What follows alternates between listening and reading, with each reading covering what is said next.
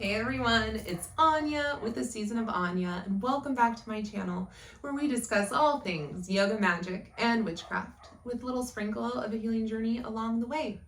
Today we are going to discuss connecting with divine feminine energy in witchcraft, connecting with that light, divine, full moon magic. Now, stay with me.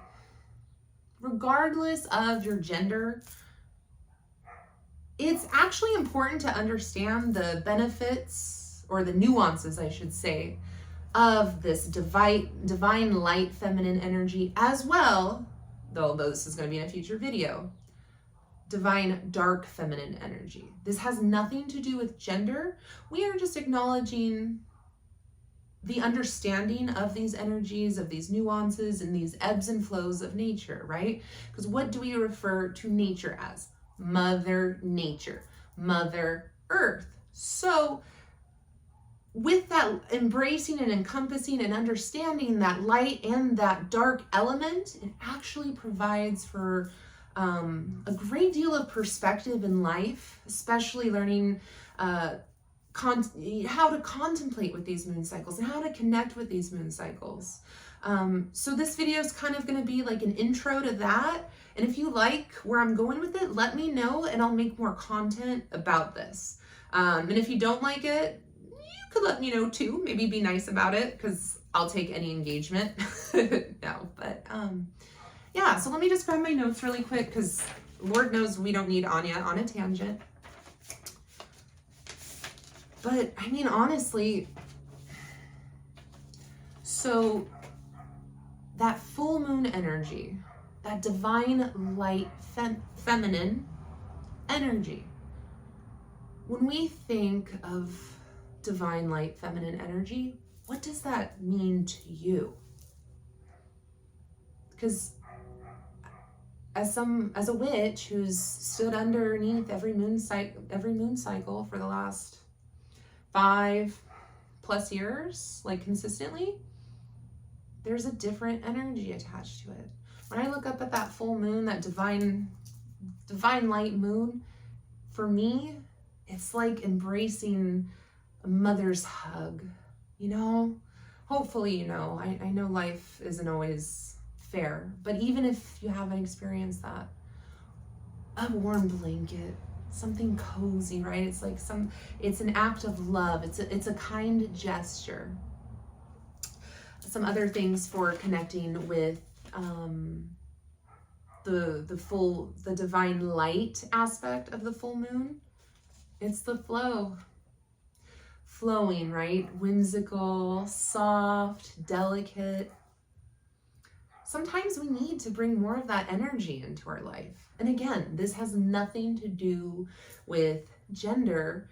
We all can benefit, right? Have you ever felt just so rigid and so, well then, if you learn to relax a little bit and have a little bit of fun, you can get into the flow of things. That's that feminine energy. That's that creative. That's, you know, the light feminine is the fun. That's why we release on full moons. We don't release on full moons because some dude or girl or them in a book wrote, we release on full moons. No, we release on full moons because we are connected with that energy. That's why we dance. That's why we celebrate.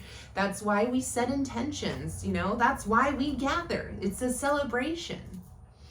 You know, creating art or making music or listening to music are all aspects of getting into that flow, right? That rhythm. And this rhythm with the divine light energy is a lot more upbeat. It's a lot softer, and we as people, I feel like, really could benefit from learning how to embrace these energies, because a lot of us are out of balance. I'll be honest, me myself, I was way too much in my dark feminine, and I didn't have that balance of light. And again, however this applies to you, but am I starting to make sense here? Let me know. Yeah, I mean, embracing my divine light feminine energy changed who I was as a person. Like I said, I was in that dark for too much. And what I saw for a long, long time, because I was so rigid, because I was so fearful, right? Because I wouldn't release, I would just close up and ball up. I was going through the motions of life. I was successful, but I wasn't happy. Because I didn't know how to have fun. And if I did, it was short-lived. You know, like a party, right? But in that day-to-day, that divine light, feminine energy is going up to a bouquet of flowers and smelling and just letting all that beautiful, delicious aroma encapsulate your soul, fuel your soul. My friend, my moon sister, Belladonna, I always admire how she just, everything she does it so beautifully animated in the sense that she just receives it. And that is a great example of connecting with that divine feminine. It's taking the time to be in the moment and looking at something like you've never looked at it before. Like it was the first time you've looked at it, right? Day to day, we get used to things. I mean, shoot, even me right now, I could be like, hey, you know what? Look at this. Wow, this is really cool. You know, it's so easy to take stuff for granted. The divine light is soft. We don't even have to say feminine, but in a nutshell, the divine light energy, that full moon energy, is that soft, nurturing glow, that light that is cheering you on, that is pushing you to your dreams.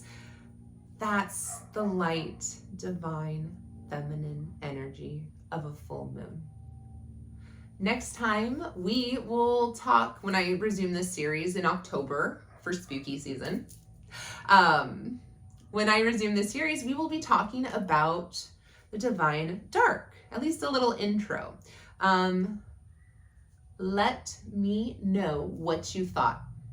If you want me to elaborate more, please ask questions, because this channel's brand new, although I'm stoked because it's growing and I'm excited because I got so much to say, and I love that you are here to engage and create some magic together, you guys. So let me know so I can make more content. I'm here for you. If I'm not here to be boring, I'm here to educate and just connect with other witches. So thank you guys so much for subscribing and putting up with me. I will catch you on the next one. So much love and gratitude to you all on this journey. And thank you so much for subscribing to the season of Anya. Namaste.